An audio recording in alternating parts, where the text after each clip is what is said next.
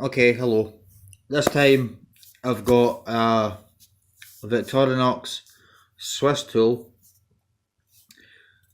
or in fact a very beat up Victorinox Swiss tool.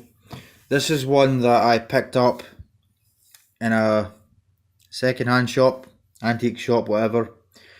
I got this Swiss tool for around, well, it was £35 I paid for this, and I'd say it's in kind of crappy condition, although it could be a lot worse.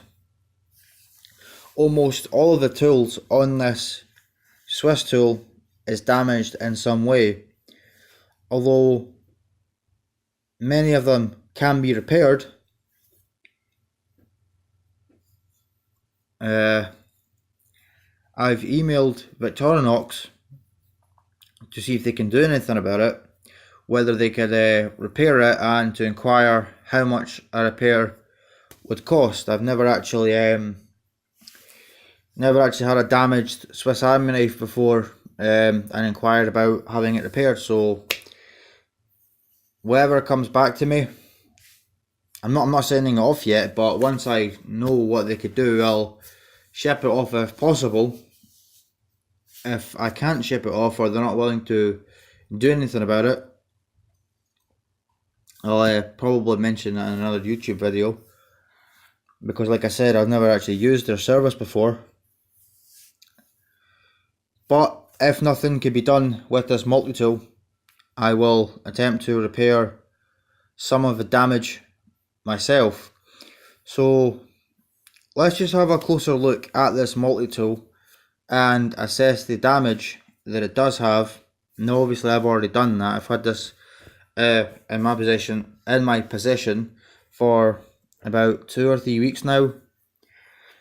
My intention when I bought this was to use this as a beater, and of course the previous owner has already done so.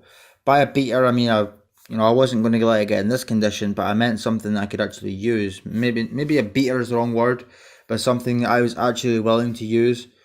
What I mean is, I actually have a Swiss tool already. This is one that I bought brand new, so of course it's in mint condition. Absolutely nothing wrong with it, no damage, not a scratch. I don't think I've ever used it for anything other than keeping in my collector's case.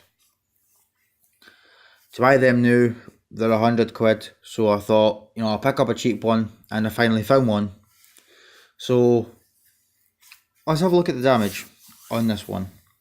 So almost all the tools do have some damage. Now the only difference between this one and the one that I already had was this one had a serrated blade, and my other one, instead of a serrated blade, has scissors. Now we'll get to why it had a serrated blade in a moment, although you could probably already see why. So let's just go straight to the main blade, which is this one here. It's pretty obvious what's going on with this. Now, I did not receive it like this. The tip was actually bent quite noticeably, and I thought I might be able to bend it back into position if I'm really gentle. If I put it in a vise and I'm really gentle, I might be able to bend it back into position. But I made the situation worse. Unfortunately, it snapped off, which, hearing that blade snap is not a fun sound whatsoever. So I suppose once I finish speaking about a tool, I'll just put it back. Now the reason it's already all open is because this thing is very stiff. Whoever had this tool beforehand, well, they've clearly never heard of oil. On any multi-tool, you should have it oiled on all the joints. Not a lot of oil so it's dripping, but enough so it's freely moving smoothly. Obviously, if you've got metal rubbing on metal, it should be oiled. No different from an engine for a motorbike or a car. It should be oiled. Moving parts need to be oiled, otherwise they won't move. They'll move properly. They'll scratch, rub together. Here we have the wood saw, which does not really seem to have any damage. I think although I'm not sure. I think it's missing one tooth at the end, but I can't really be too sure. So I'll put that away. Here we have the biggest screwdriver on this tool, which I think can actually double as a pry bar, and I think it's possibly designed to. That's quite a big, thick screwdriver right there. Now this is very difficult to open. I cannot open this without using another tool, which is part of the reason I've not carried this yet. The chisel isn't too bad. This is a wood chisel. I doubt you're going to get many joints cut with this. You know, you're not really going to be making a mortise and tenon or dovetails with this, which honestly makes me wonder why Victorinox thought it'd be a good idea to put a chisel on a multi-tool. Now, I'm not bashing it or anything. I honestly love the fact that it's got a chisel. I quite like woodworking myself, and I am appreciative of the chisel, although it does seem kind of odd to me. And the Victorinox Swiss tools are the only the only multi-tools on the market that I'm aware of that actually have a chisel. And some of their pen knives, the Swiss Army knives, a few of them also have chisels as back layer tools, such as the Swiss Champ. The Swiss Champ has a chisel which is even smaller than this, so I'm not really sure what you could do with it. Nonetheless, it's nice to have. And we've also got these here, these two wire strippers on the chisel, which looks as if never been used.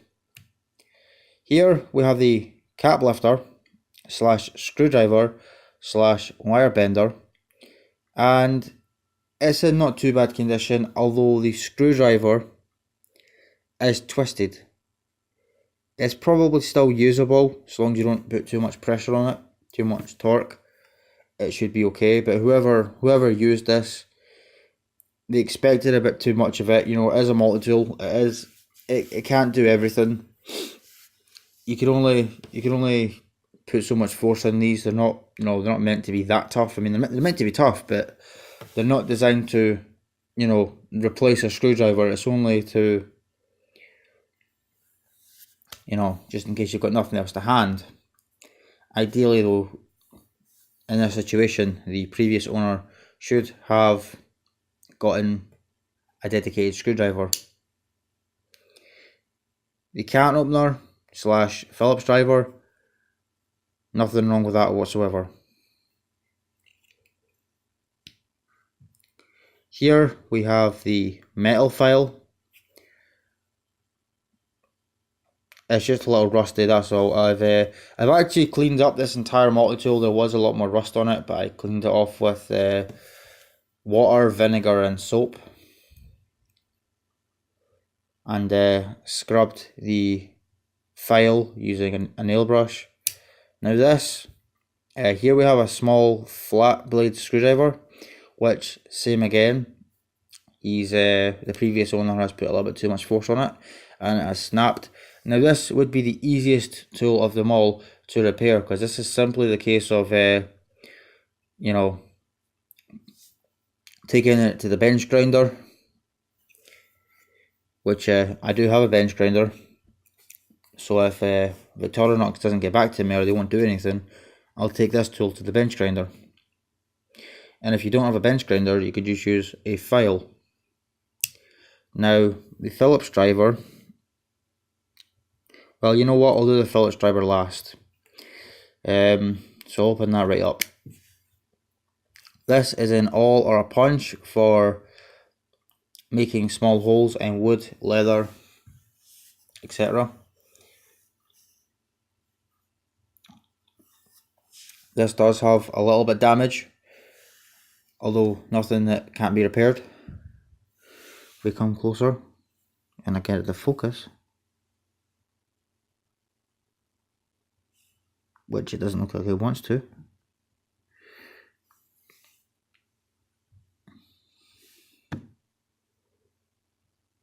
Well, hopefully you can make that out anyway. The awl has a lot of chips in it, nicks in the blade. So again, probably either the bench grinder, a file, or even taking it straight to a whetstone to sharpen it the exact same as a knife. So that could still be used. Now, before I get onto the screwdriver, I said previously that this had a serrated blade. Yeah, whoever had this, they obviously used it as either a screwdriver. Why, I'm not sure, because there's a dedicated screwdriver that's, you know, up to the task. Either that, or they have used it as a pry bar.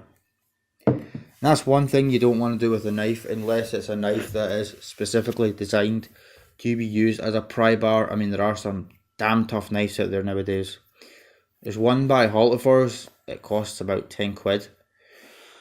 And apparently, that knife, which is actually a knife, it is sharp, it is designed to be also used as a chisel and a pry bar. And I've seen videos of that on YouTube, which is actually pretty impressive for a knife that costs less than £10 to be used as a pry bar. That thing really can take a beating, but that's designed for it. This is not designed for it. So this was the serrated blade, or at least what's left of it. I'm hoping that Victorinox will completely replace this. Now I'm going to go back to that Phillips driver.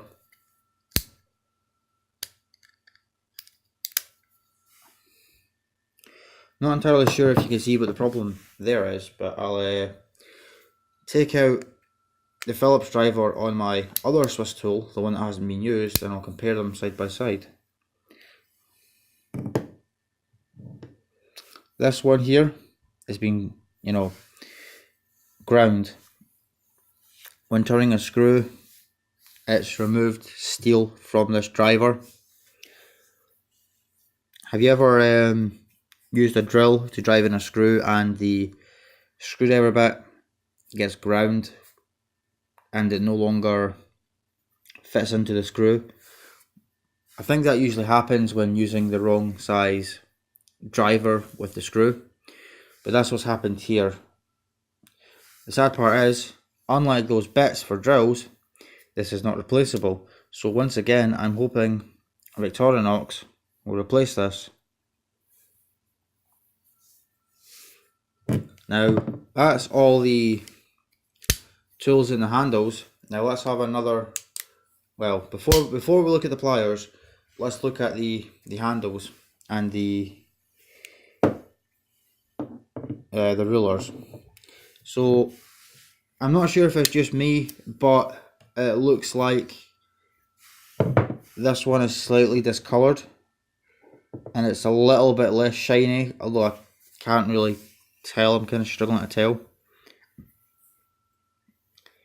especially when you compare them side by side. This one does look more shiny. Not that that really matters.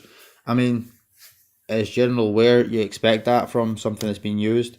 And also, if you compare the locks, these are very clean compared to this. And the locks are a little stiff on this one. And there is a little bit blade play in all the tools, whereas the brand new one obviously doesn't have that problem. Now, I'm just going to briefly compare the two side by side because they do have slightly different markings. On the newer version, this is a new version, this one I got second hand is actually an older, I believe possibly discontinued version, although I'm not sure. This one has the Victorinox shield and writing on the side, on the left, as in right here, and it also has it on the opposite side when you flip the tool round. I quite like that. I do quite like the Victorinox logo, opposed to this one, which has it bang in the centre on one side, but not the other, which to me suggests this is an older tool. Now if we open up the pliers,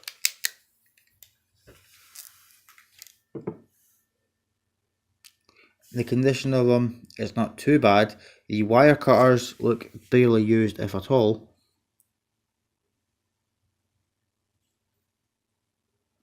But you can see there that the pliers have of course been fairly well used. Now when you get these brand new, this is it fully closed by the way, when you get these brand new, these are very precise. These are extremely precise. More so than a pair of precision tweezers, I'd say. And again, I'm going to compare it to a set of brand new ones. So you can see there that they match up perfectly. Very precise. Where these ones don't. Now if you notice here also with them side by side, the newer ones here, the brand new pair, are slightly larger than the second hand model. And if we flip it to the side with the, well, flip it to the other side, you can see that the pliers have no markings, no shield, no Victorinox stampings. Whereas on the other side of the other tool, we have Victorinox and the shield. Now, I do really like that. I'm quite a big fan of Victorinox, but unfortunately this tool does not have that. So for that reason, I kind of hope that Victorinox doesn't just replace this. I mean, I have heard some people say that Victorinox replaces them. I don't know. I've never used their service before. But I would actually like to keep this tool because it does have the logos on it. But other than that, both of these tools are very identical. And I do very much like them both. But my plan to use this one as a user, beater, whatever, has kind of gone out the window since the damage is that bad, although it is still usable. But again, a big part of the problem is I need to use a screwdriver from another Swiss Army knife to get these open. Now some tools I can open without it, and I can actually get them all open, but I have to open them all to get to certain tools, which is annoying and not very good for EDC. Of course, with the whole point of EDC being for convenience, that's not very convenient. So yeah, that pretty much concludes this video. I've kind of done two different things here. I've kind of shown you a beaten up multi-tool, which is my intention to show you what happens if you abuse it. But I've also sort of spoken about, you know, the comparison between the older model and the newer model. But nonetheless, I hope this video was worthy of your time if you made it to the end. If so, maybe give me a like or a dislike. Leave me a comment, tell me what you think. Especially actually if you have used Victorinox's warranty service. What's it like? I mean, I've seen some other YouTube videos on the matter and they seem to have very good service, but like I said, I emailed them about a week or two ago, and the only thing I've gotten back is an acknowledgement email. So I'm waiting on a reply from them. So fingers crossed for that. But yeah, that's it. So thank you very much for watching. Hope you enjoyed that. See you again soon.